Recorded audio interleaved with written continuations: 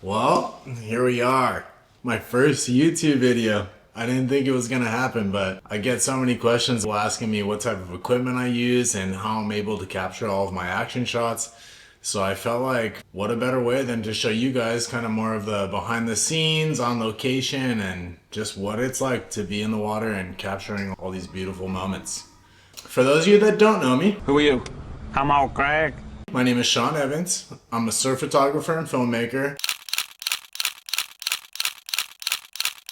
I've traveled the world documenting surfers and events like the Tokyo 2020 Olympic Games.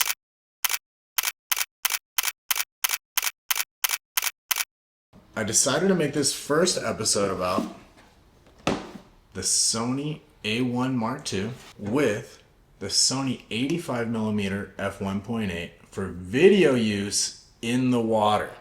I plan to cover more on how investing in a better camera body might be the best option for anybody that's looking to be a sports shooter. Typically when I shoot video in the water, it's 50mm, 35, 20, and 50 is the max I would go for shooting video because the stability is pretty shaky. Duh. So, game plan. I want to test this setup out in the water at Trestles in San Clemente, California. Just so happens the World Tour is going to be here next week and Swell should be arriving in about 4 days. I'll take this Sony A1 Mark II 85mm 1.8. I'll put it in my Aquatech Water housing. And then I'll take my GoPro 11 and I'll put it right on top to give you more of a POV perspective of what it's like to be in the water capturing all the footage. You'll also see how stable the wide angle and just the stabilization of the GoPro itself is amazing. And then we'll see if it stacks up and matches up with this 85mm f1.8. Pretty excited to see if it works. We'll see. Should be pretty cool, but you never know. Oh, one more thing. I totally forgot. If you do want to shoot stabilized, I forgot to mention that you're limited to 60 frames and 24 frames a second.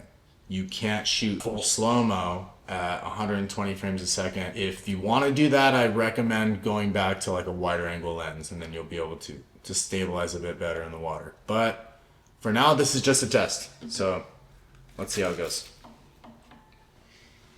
Shoo.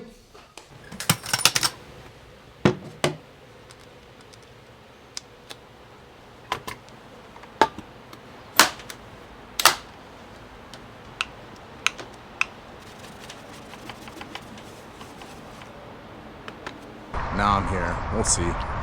Could be cooking. Sun could come out. If it comes out, we're on.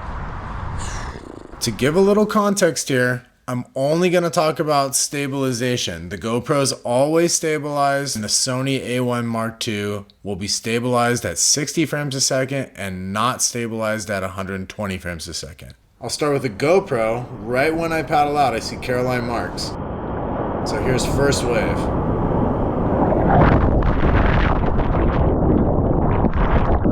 Check back outside. No one I need to shoot. Let's stick to Caroline.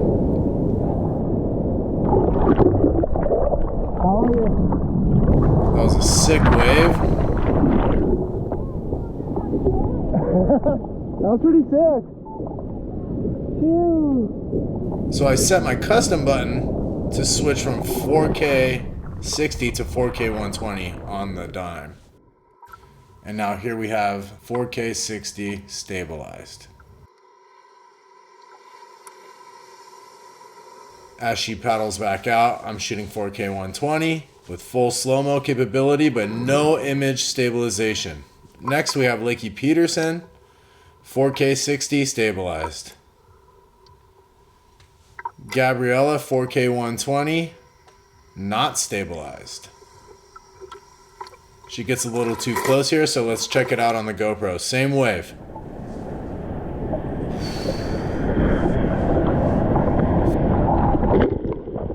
"4K 120, no stabilization." Yeah, you're looking good. Sweet. Here goes Bettylou with the GoPro. GoPro looks pretty good. And here goes Fioravanti, 4K 120, No stabilization. He gets too close. So let's see what it looks like on the GoPro.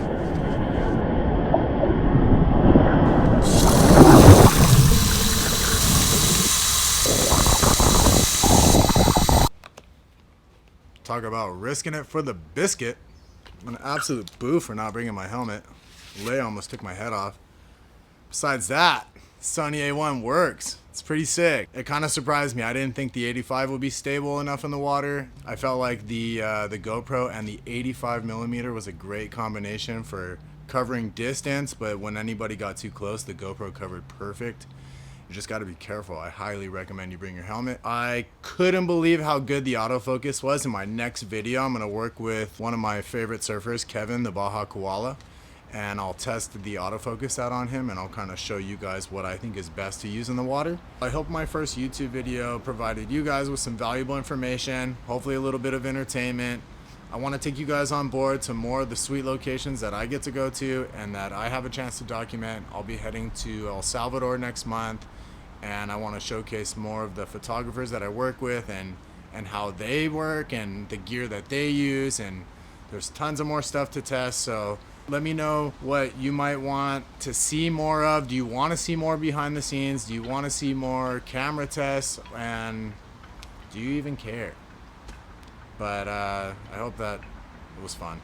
I had a good time making it, so hopefully I can get you guys some more goodies. Cheers. Shoo.